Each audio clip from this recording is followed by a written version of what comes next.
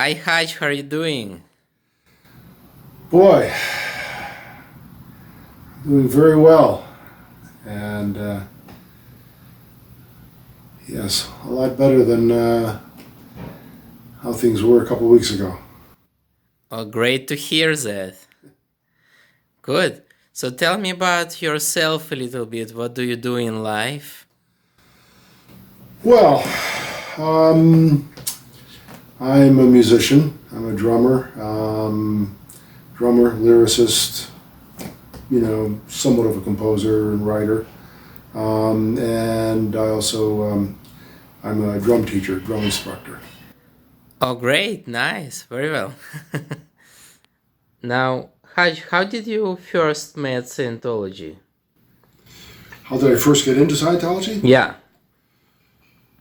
Well, that was seems like a few lifetimes ago. That was back in. Well, I first picked up the Dianetics book, DMSMH, back either December of '69, January of 1970, and kind of forced myself to read it despite the study problems at the time, and got pretty much through it. And I had a friend that at that time was a musician I played with that had connected up with New York organization here in New York City, and I came down to visit him, and he just went from there. Okay, good. How was it that days? How was Scientology doing that days? Uh, it's hard to compare it to anything. I didn't have anything to compare it to. I just knew that. Well, the first thing I ever did in Scientology was sit down and do 2 hours of TR0, and that in itself was that was kind of an eye opener. Which is kind of a pun on TR0, I guess. But you could sense that people had a different viewpoint. There was a direction and purpose, and even though I didn't really know the concept of ARC at that time, it was there. So that was refreshing.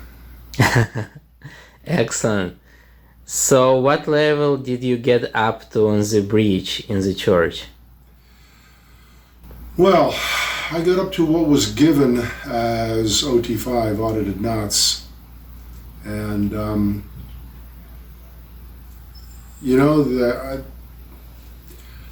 had no attention on the bridge up to that point. I mean, things went well. Um, you know, the training courses that I did were excellent. In particular, the OT doctor course, Key to Life, things like that were superb. But I did notice that life went a little crazy after the OT5 that I had in the church. Good. So, up till OT5, you were doing well, right? Yeah, I really was. Good. And what year did you do your OT5? Sure. The very tail end of 1984 and then early 1985. Okay, got it. What happened there? Lots of stuff happened. I mean, it wasn't all bad. I mean, it was, I enjoyed going through it, but when I got to the end of what was being given, they asked if I wanted to do a test, and I looked at the person rather quizzical, and I says, it doesn't feel like a completion. And they took me back in the session, did something, came out, and I said, would you like to do a test, now? And I says, well, it still doesn't feel like a full EP. Went back into session and came out, and they said, would you like to attest now? And at that point, I didn't have any answers, so I just thought, okay, I'll go to the examiner. I went to the examiner, and I forget exactly what I originated, but part of it was, I guess the rest of what I'm looking at is on OT7, is on Solonauts. So I was in a position where I was kind of, I was kind of answer hungry or, had missing data. So I had to make a conclusion. Well, the conclusion was not a good one. It got to the point in the church where I felt that in order to justify the out tech that had been delivered and the bad results, they basically made the public person almost guilty before proven innocent. Crazy. I could take up way too much time giving examples of things that were said and done. That I had one guy. I went out to AOLA again in 2009 to try and get things sorted out, and the DFP at one point told me, he says, "Well, what did you expect? You only did, X amount of hours on notes original." Yeah, and it's like he says, I know because I just checked I looked through your folder, and I would think, and at the time I was just kind of taken aback by that. I didn't know how to respond to that, and I thought about it later. I says, but didn't you also see that I hesitated to attest 3 times? So sadly, I think the militaristic atmosphere and the fact that, to deliver out tech isn't over. It's, it can be remedied, but it's not being remedied. And, when a person has an overt on person A, they begin to make person A wrong. And that's how it got to feel. Well, I'm sorry to hear that. I'm here. That's good. And like I say, the years that followed that supposed completion were pretty chaotic, pretty stressful. A couple major losses. Just not doing well spiritually.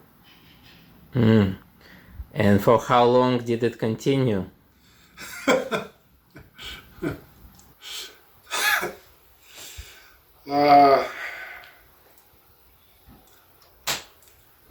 until last weekend when we got together. No, I was able, some of it I was able to calm down to a degree. And a good friend of mine that also had a similar OT5 trek, I said if it weren't for the OT doctor course and Key to Life, I wouldn't want to be over the top on this, but who knows where I would have been. It wouldn't have been good. So,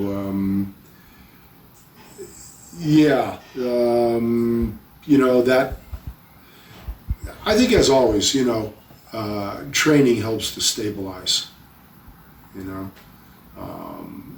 you get stable data upon which to operate that work, and that enhances your viewpoint. And certainly that,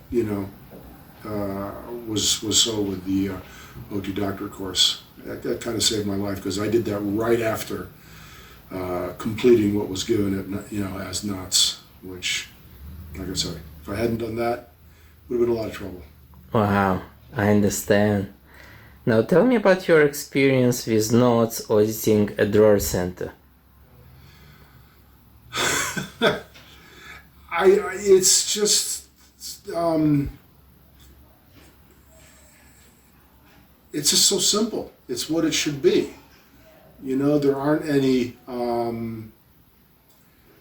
you have to go to the dungeon and meet the MAA and, convince them that you're not a mass murderer or something.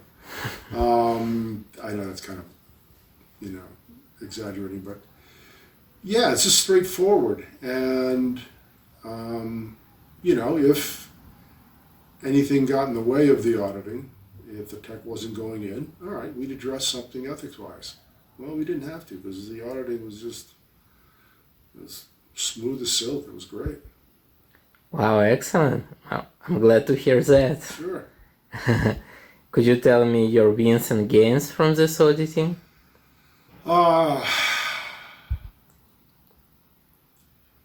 I just feel a lot more calm, and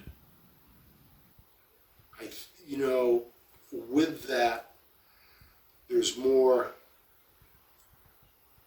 confidence and comfort in my own beingness and my own viewpoint. What would you recommend our viewers?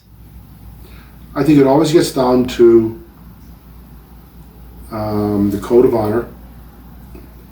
Know what you know. Have confidence in your own viewpoint and consult your own viewpoint. And I think many people are going to find that, there is real Scientology. And you have to differentiate between what you know is real Scientology and what is not. And which gets down to the basic datum from LRH. What is true for you is true for you.